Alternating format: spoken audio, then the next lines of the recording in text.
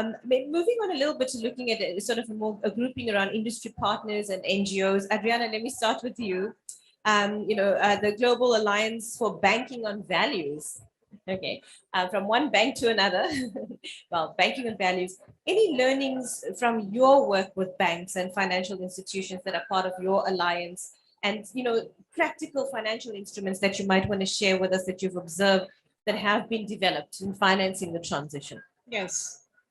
Well, first of all, the Global Alliance has 70 banks around the world. And so we have about 6 members in Africa, 13 in Latin America, in East Asia, in Asia in general, we have about 18.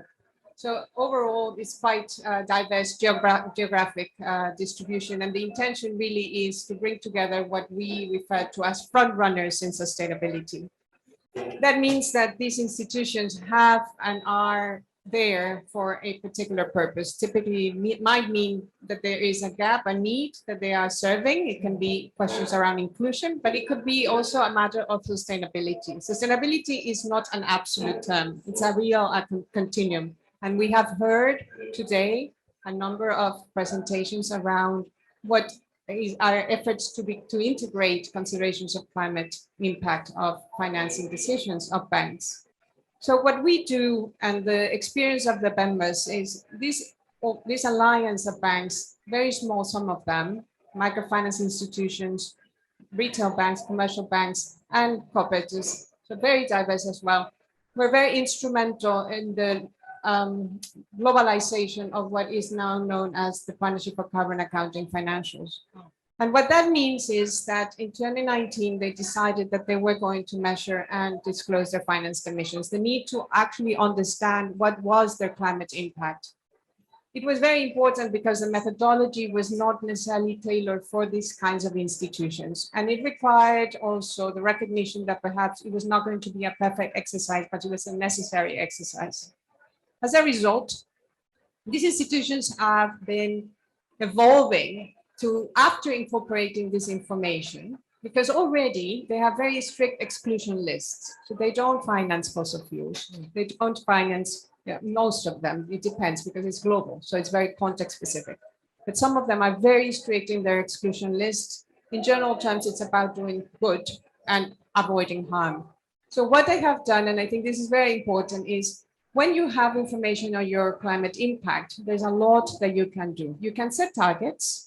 You can set your portfolio pathways, but you can also evolve your business. And we have examples of institutions that have developed impact appetite frameworks that the board monitors. We've heard a lot about culture. It has to be a holistic approach.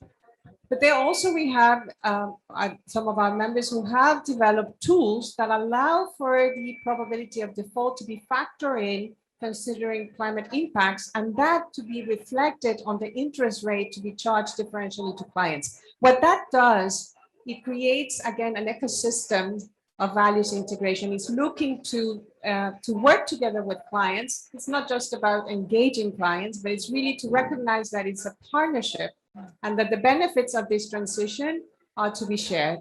And therefore then comes innovation in a number of ways, including apps that gives the members or the clients information on the carbon dioxide, sustainability reporting in some of the instances for SMEs.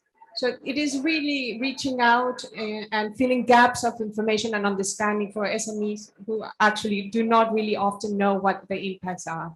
So it is, I would say, in some ways redefining the frontier of sustainability that has been the result of this approach to banking from the beginnings of let's just measure financed emissions. Okay, what does that and how far can we go and how fast? Thank you, Adriana. I'm listening to a subtext there that's also culture change.